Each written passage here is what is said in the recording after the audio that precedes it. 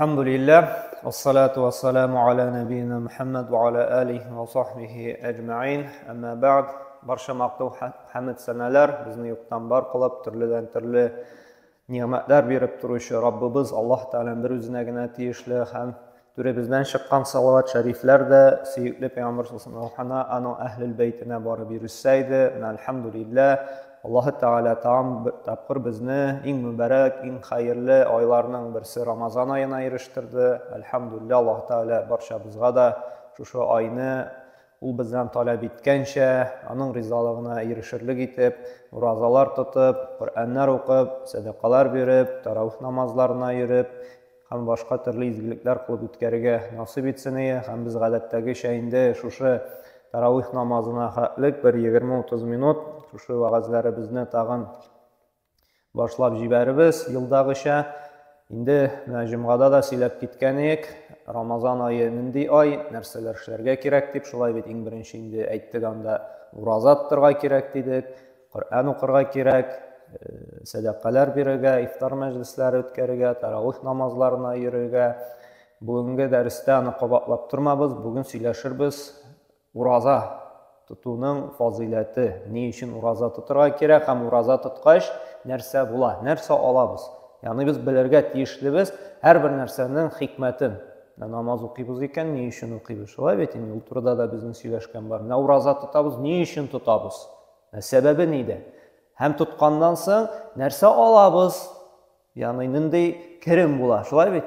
Bizlar ish boshqaramiz ekan, biz shu ishdan nindidir kirim kutamiz. Ham mana ro'zadan da biz nindi ajrga loyiq bo'lamiz, nindi bizga Alloh subhanahu va taolo bizning tilda aytsak premiya beraydi, shulay bit. Shular to'g'risida сөйләшербез. Eng birinchi bilirga tegishimiz, ro'za tutgan kishi har bir musulmon salomat ekan, og'ritmay ekan, og'rulari yo'q ekan, safarda tugil ekan, xotin-qizlar bo'lsa endi ko'rib, nifas vaqtida tugil ekan, babiga uzmagan ekan, bola oshatmay ekan, yoki endi qortliq sababli tutolmay ekan, mana shu g'uzurlardan oringan ekan, sog' salomat kishi ro'za tuta olar ekan, musulmon kishisi iymon ahli ro'za tuturga burishli. Mana bu ro'zaga kiruv, ro'za tutuv eng birinchi Allohning amrini o'tav. Mana ne uchun ro'za tutamiz? Biz Alloh taolaning amrini o'taymiz. Mana turmushda da misol qarasak, biror ishga o'rnashamiz ekan, anda начальниктик, shu firmaning, shu zavodning xo'jasi bizga amirlar, talablar qo'yadi. Shulay bit. Mana sen shunday ishlarga tegishsin. Sen mana shuni boshqarishga tegishsin. Ya'ni amr, prikaz. Shu prikazni o'taysan ekan, senga premiya beralar, senga xizmat haqqi olasan. Ammo shu amrni o'tamaysan ekan, seni ishdan quvib chiqaralar. Sen shu zavodda ishchi bo'lib, shu firmada xizmatchi bo'lib sanalmaysan. Ham shu odam Alloh taolo aytdi, siz haqiqiy iymon ahli ekan, menga ishonasiz ekan, iymon ahllaridan ekan, musulmon ekan, salomat ekan, safarda tugilingiz ekan, siz narsada ro'za tutasiz. Eng birinchi biz Allohning amrini o'taymiz. Выполняем приказ Alloh. Alloh subhanahu va taolo Qur'onda aytgan narsada ya ayyuhallazina amanu de, ey iymon keltiruvchilar de, kutiba alaykumus siyamu de, sizga de ro'za tutuv farz qilindi de. Ro'za tutuv sizga amr etildi de. Kama kutiba alallazina min qablikum de. Sizga haqliq bo'lgan qavmlarga da farz bo'lgan kibitdi. Ya'ni bizga, ya'ni musulmonlar qavmina haqliq musulmonlar, ya'ni payg'ambar sollallohu alayhi vasallam kelgancha, shu islom dinidan olib kelgancha haqliqda ro'za endi farz edi, ammo u boshqa turli edi. Ammo biz endi bugungi kunda mana bizga farz bo'lgancha, payg'ambarimiz o'rgatgancha, Alloh taolo talab etgancha tuturga tegishmiz. La'allakum tattaqun, balki siz taqvolardan bo'larsiz de. Taqvolik narsa ol, ham ne uchun u kerakli bir bizani kelasi darslarda olirmiz. Bugungi darsda taqvolik to'g'risida endi сөйләшmaymiz. Taqvolik to'g'risida ayrim bir dars olashamiz Alloh tilasa. Demak, birinchisi anladik. Ro'zani tutamiz, Allohning quli ekanmiz, haqiqatda Alloh taolani xo'jamiz, tarbiyachimiz, Rabbimiz дип таныдык икән, без аның әмеренә буйсынырга тиешбез. Һәм без шушы ай белән аның әмерен үтәгән булабыз уразага керсәк. Икенче сәбәбе, без аны җомгада да әйткән идек, безнең бит күңелләрне вакыт чистартып торырга кирәк. Шулай дип пешрана. Пәйгамбер саллаллаху алейхи ва саллям адәм баласы гынах кылган саен, калбе, күңеле пешрана диде. Нокта. Һәрбер калбкә бер гынах кылган саен кара нокта пәйда була. Һәм менә шушы гынахлардан безгә арынырга, чистарынырга кирәк. Һәм шушы гынах пешраклыгы зур киртә булып тора ниндидер уңышка, ниндидер берәр теләк максатка ирешүгә. Шушы гынах сәбәпле кайбер вакытта Аллаһ Тәгалә дугаларыбызга да җавап бирми. Гынах сәбәпле без ниндидер ширдән, авырудан давалана да алмыйбыз. Гынах сәбәпле малыбыздан, акчабыздан бәрәкәт китә. Гынах сәбәпле төрледән төрле бәла-казалар, авырлык, сынаулар килә. Гынахтан шулай җайлап чистарынабыз икән, арынабыз икән. Бу сәбәп була теләгән максатка ирешүгә дә, давалануга да, вакыт малыбызга бәрәкәт иңүгә дә, һәм тормышыбызны инде нишләтергә дә, яхшыртырга да. Шуңа күрә безгә менә шушы изгелек белән нишләргә кирәк? Чистарынырга кирәк. Һәм монда да Пәйгамбер саллаллаху алейхи ва саллям әйтте, Бухари җыентыгында килә торган хәдистә, сахих хәдисләрдә инде, "Мен сама Рамадана иманан ва ихтисабан" ди. Кем иман белән ди, шарт, иманлы булырга тиеш. Аллаһы Тәгаләнең барлыгы берлегенә ышанып, ул хакыйкый илаһ, аңа гына гыйбадәт кылырга кирәклеген раслап, аның үзенә хас булган исем сыйфатларын инде аңлап, аның фәрештәләренә, ул җибәргән пәйгамбәрләргә, ул иңдергән китапларга, тәкъдирнең яхшысы да яманны Аллаһы Тәгаләдән икән, һәм үлгәннән соң терелү кыямәт көненә. Шушы 6 нигезгә ышанган иман әһле була икән, ва ихтисабан, һәм Аллаһы Тәгаләдән әҗр савап өмет итеп, ураза тотып чыга икән ди Рамазан аенда. Гуфира лаху ма тaqaddama min zanbihi. Шушы Рамазан айына хәтле булган гынахларыннан ди нишләр ди? Чистарыныр ди, пакланыр ди, арыныр ди. Ягъни нишләп чыгар? Чиста булып чыгар. Шарт нәрсә? Иман белән, Аллаһ Тәгалә таләп иткән шушы иманның нигезенә ышанып, ихтисабан, Аллаһтан әҗр көтү. Ягъни без көтергә мөмкин без шушы ураза белән чистарынудан да, шлаклардан, сәламәтләнүне дә шулай бит. Бу юк. Бу әҗр көтер Аллаһ Тәгаләдән. Чөнки сәламәтләнү, давалану ансы итак киләчәк аны, әгәр дә син инде ураза тотсаң. Әмма синең ният нәрсә?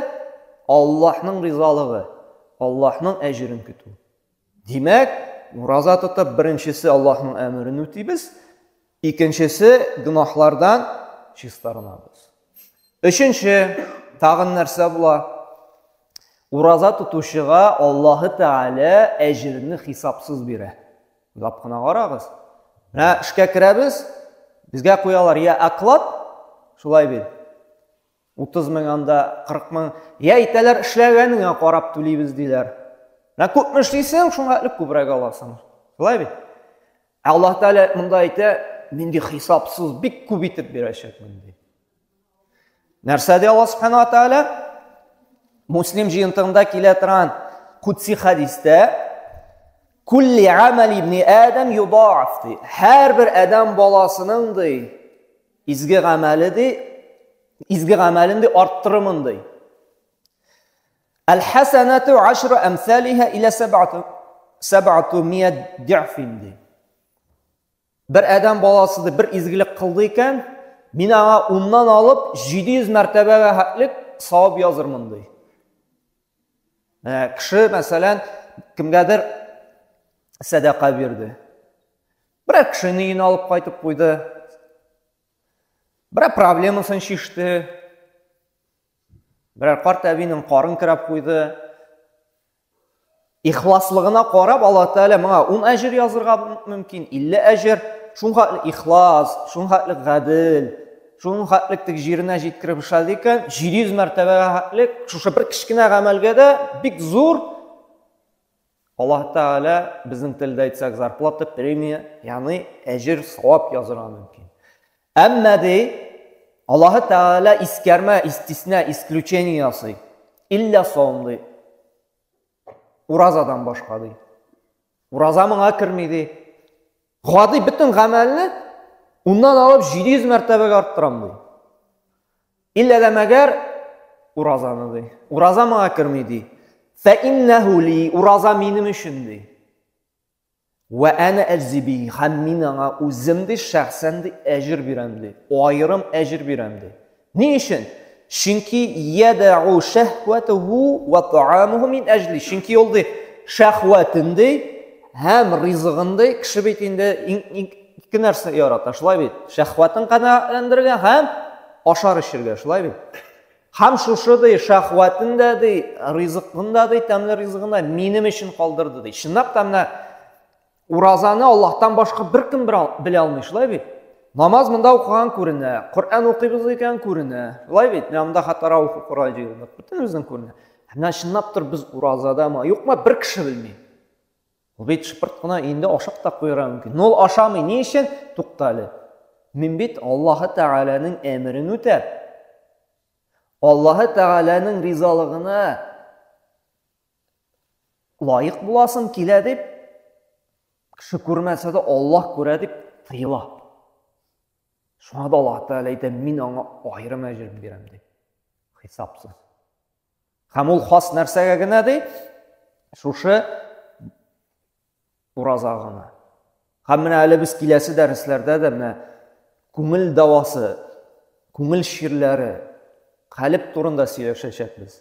Менә шушы рия, 200-лек, шулай бит, көнчелек, анда тақвалык мәсьәләләре. Менә ураза бик каты тәэсир ясый менә шушы күңел ширләреннән дәвалануга. Чөнки ураза безне тонуста тота.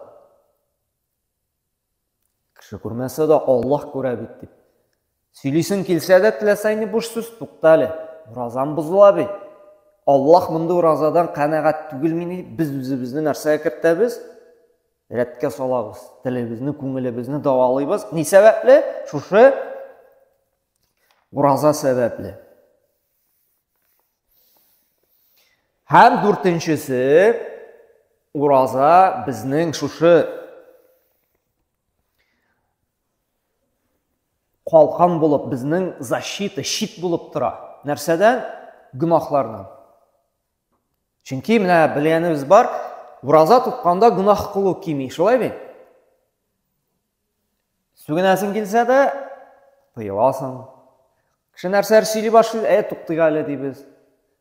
Шулаймыни бу дип килсә дә, тукта, уразамны бузасым килми. Ягъни щит калкан булып тора, ураза ярдәм итә безгә нәрсәгә? Бузык, начар гамәл һәм сүзләрне эшләүдән. Щит булып тора. Чөнки Пәйгамбәр саллаллаһу алейһи ва сәлләм әйтте, нәрсә диде? Вас-сияму джунна ди. Ураза ул калкан ди. Ва иза кана яуму саумин ахадикум фала ярфасу ва ла ясхабу фа инна саббаху ахаду ау каталаху фалякул инни мриун саимун ди. Әгәр дәди кеше уразага керә икән ди, ул сүгенмәсен ди, талашмасын ди, ырышынмасын ди, сугышмасын ди. Һәм берәр кеше моңа һөҗүм белән килә икән ди, моның белән талашырга, сүз көрәштерергә, сугышырга, шулай бит. Ул да әйтсен ди, мин ди уразада. Ягъни ураза калкан була, щит була. Сүгенсә дә, сүгенү белән җавап бирми. Талашырга теләсә дә, моңа кушылып талашмый. Ул әйтә нәрсә ди? Уразада ди. Әйтә башласа, булдың инде бер фәрештә, син генә булдың инде шундый диндар кеше, әлхәмдүлилләh. Аллаһка шөкер, тырышам булдыра алганча. Талашып тормый. Юк, алай түгел, мин шулай анда дип талашып тормый. Юк, мин уразада ди, уразамны саклыйм. Һәм әле уразаның тагын бер, менә 5-нче диек, өстенлеге бар. Аллаһ Тәгалә менә аерым Хадистә ничек әйтә? Менә ураза тотканда ашказаннан битинне безнең авыздан дейик, менә тәмсез генә исләр, шулай бит. Безнең өчен ул тәмсез. Хуш ис түгел бит инде. Менә карагыз, ураза тутучының авызыннан килгән шушы тәмсез исе Аллаһ каршында менә миск исеннән дә тәмлерәк ди. Миск бар бит, менә бу парфюм сибенәбез бит әле. Тирәбез бит теге хуш исле майлар дейик. Менә монда да ароматизаторлар тора, шулай бит. Тәмле ис килә алардан. Кеше парфюм тиереп килсә дә, ох, менә тәмле ис каян алдым дип шулай бит. Менә ураза тутучының шушы исе безгә ул тәмсез. Әмма Аллаһ каршында бу шушы парфюмнан, мисктан да тәмлерәк ураза тутучының исе. Карагыз, Аллаһ Тәгалә ярата Шушы моңа дәлил булып тора. Бухари җинтында килгән истә ла халуфу фами саим атьябу индаллаһ мин рихил миск. Һәм нәрсә Аллаһ каршында шушы ураза тутучының авызыннан килгән тәмсез исендә дә Аллаһ каршында шушы хуш исле майдан да тәмлерәк ди. Нинди зур фазилат кемгә? Ураза тутучыга. Һәм 5-нчесе, 6-нчысы була бит инде шулай бит. Менә берәр зур абзый дик, берәр түрә, берәр чиновник безнең берәр проблемага юлыктык икән, яки берәр сәүдә, бизнес эш башлыйсы килә икән. Һәм шушы зур абзый безнең өчен шәфәгать кыла икән. Мин бу кешене беләм, кул куегыз, рөхсәт бирегез моңа. Комплекс ачырга, кибет ачырга, анда завод төзергә. Яки берәр проблемага юлыктык икән, тоже бу абзый әйтә икән. Бу кешене беләм, ул андый гамәл кыла алмый берничек тә, бу подставыдыр, давай бәтләп тикшерегез әле дип, без үзебезне ничек хис итәбез? Без үзебезне хис итәбез. Шулай бит инде, ох, трәк бар артта дип, шулай бит. Кайбер кеше инде вообще үзен әллә кемгә куя башлый. Кайбер кеше инде эшендә инде уверенный була. Менә бу әле бу дөньяда гына үзебезне төпле аякта тотырга ярдәм итә, шулай бит, берәр трәк булса. Шәфәгатьче булса, яклаучы, саклаучы, сүз әйтүче, андый кеше батыррак та була. Һәм карагыз, менә шушындый шәфәгать безгә бигрәк тә кирәк булачак кайчан? Кыямәт көнендә. Аллаһ каршында. Бу дөнья вакытлыча, бүген бар, иртәгә юк, без все киттек монда. Менә кыямәт көндә мәңгелеккә баргач, шушы ураза безгә шәфәгать кылачак. Раббым ашамады, ичмәде, шәһвәтен тыйды, тыелды, гынахларын гафу итеп, җәннәткә кертсәң иде дип, шушы ураза тутучыларга шәфәгать кылачак икән.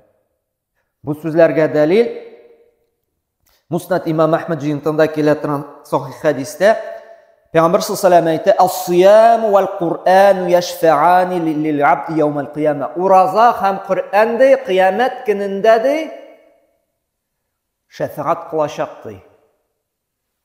Якулу сиям ураза әйтер эй Раббым "Манa'туху ат-та'аму ва шахвату бин-нахар" Мин аның көннәрен тыйдым ашау ичүдән һәм шахваттан Фәшәффи'ни фиһи, рөхсәт ит миңа аңа шәфәгать кылырга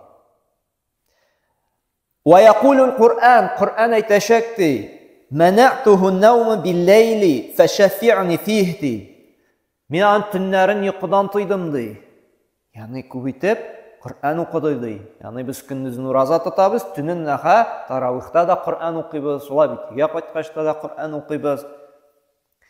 Һәм нәрсә юшаффа'ан, шәфәгать кылырлар Шуңа күрә, Рамазан айында бит ураза тота торган һәм Кур'ан укый торган ай, шулай бит. Кур'анда кем күп итеп Кур'ан укыды, кем күп итеп ураза тотты, шәфәгать кылачак. Карагыз, нинди зур фазилат шушы изгелекне башкарган кешегә. Яклыячак, җәннәткә керт, гафу ит диячәк. Һәм 7-нчесе Ураза тутучыга жәннәттә айрым ишекләр каралган. Чөнки жәннәттә ишекләр бар. Кемдер инде садака ишегеннән керәчәк, кемдер намаз ишегеннән керәчәк. Һәм айрым хас район ишекләре бар, иллә дә мәгәр монда күп итеп инде ураза тутучылар гына керәчәк. Бухари җыентыгында килгән хәдистә Пәйгамбәр саллаллаһу алейһи ва саллям әйтә: "Инна фил җаннати бабан юқалу лаху райян" ди. Дөрестлектә җәннәттә район исемле ишек бар ди. Ядхулу минху саимуна яумал қиямати ла ядхулу минху ахадун гайрухум ди. Бу ишектән ди бар итеп күп итеп ураза тутучылар гына керәчәк ди. Башка беркем дә бу ишектән җәннәткә керә алмас ди. Һәм 8нче фазилат ул да булса безнең ураза тотканда күңелебез йомшый. Шулай бит фақирлар халатына керәбез. Бүгенге көндә әлхәмдулилlah безнең мул табыннар. Карагыз Палестинада ачлыктан балалар үлә, хатыннар үлә. Карык Сирияны, карык Йеменны, Нигерия илләрен шулай бит. Анда балалар шундый сөяккә ачлыктан калып үлә. Хәтта гуманитарный помощь менә Палестинага кертә алмыйлар. Шуңа зулымлык бара, икейүзлек бара, шулай бит, кызганычка каршы. Һәм безнең күңелебез нишли йомшый кемнәргә карата? Фақир мохтаҗларга карата. Чөнки ашыйсы килә, без сизәбез, кара аларның да бит ашыйсы килә безнең кебек. Әле безнең әлхәмдулилlah саат 6нчы яртыда ифтар бар, безнең ашарга ризык бар, шулай бит. Кемгә фитр садакасын бирергә белми башлыйбызга, кемнәрдер кемгә закат тапшырырга белмиләр, шулай бит.